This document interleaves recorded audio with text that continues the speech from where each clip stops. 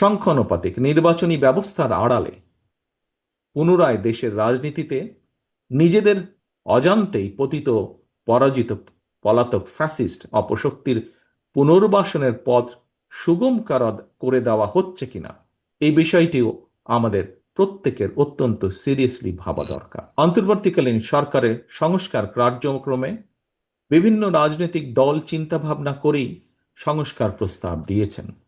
আমি দৃঢ়ভাবে বিশ্বাস করি দেশ এবং জনগণের কল্যাণে প্রতিটি রাজনৈতিক দলই যার যার বিবেচনায় উত্তম প্রস্তাবটাই উপস্থাপন করেছেন। তবে প্রস্তাব ভালো হলেও সকল প্রস্তাব বাংলাদেশের প্রেক্ষাপটে বা বর্তমান প্রেক্ষাপটে বাংলাদেশের জন্য উপযোগী কিনা সেটি বিবেচনা করার জন্য আপনাদেরকে আমি বিনীত আহ্বান জানাব।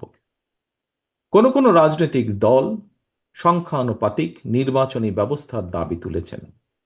বিশ্বের কোনো কোনো দেশে সংখ্যানুপাতিক নির্বাচনী ব্যবস্থার বিধান রয়েছে, তবে বাংলাদেশের বিদ্যমান বাস্তবতায় এবং ভৌগোলিক রাজনৈতিক প্রেক্ষাপটে এই মুহূর্তে বাংলাদেশের জন্য এই ব্যবস্থাটি কতটুকু উপযোগী অথবা উপযোগী কিনা সেটি গুরুত্বের সঙ্গে ভেবে দেখা জন্য আমি সকলের প্রতি অনুরোধ রাখব। বাংলাদেশের গণতান্ত্রিক বিধি ব্যবস্থাকে শক্ত ভিত্তির উপর প্রতিষ্ঠিত রাখতে হলে, বাংলাদেশকে তাবেদার মুক্ত রাখতে হলে এই মুহূর্তে জনগণের ঐক্য সবচাইতে বেশি প্রয়োজন। কিন্তু সংখ্যানুপাতিক নির্বাচনী ব্যবস্থা দেশে ঐক্যের পরিবর্তে বিভক্তিমূলক সমাজ এবং অস্থিতিশীল সরকার সৃষ্টির কারণ হয়ে উঠতে পারে কি না এই বিষয়গুলো গুরুত্ব সহকারে আরও একবার ভেবে দেখার জন্য আমি সকল রাজনৈতিক নেতৃবৃন্দকে বিনীত আহ্বান এবং অনুরোধ করব।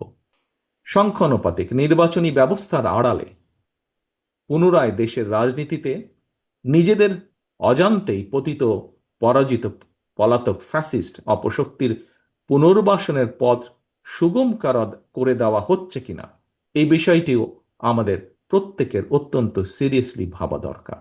আমি মনে করি নিত্য নতুন ইস্যু যদি আমরা সামনে নিয়ে আসতে থাকি, এর সুযোগে ষড়যন্ত্রকারীরা আবারও মাথা চাড়া দেওয়ার সুযোগ পাবে।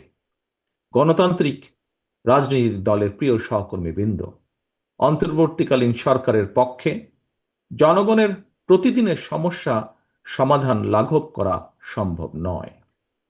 জনগণের সমস্যা সম্ভাবনার কথা তাদের কাছে পৌঁছানোরও তেমন কোনো মাধ্যম নেই রাজনৈতিক দলগুলোর যেমন থাকে।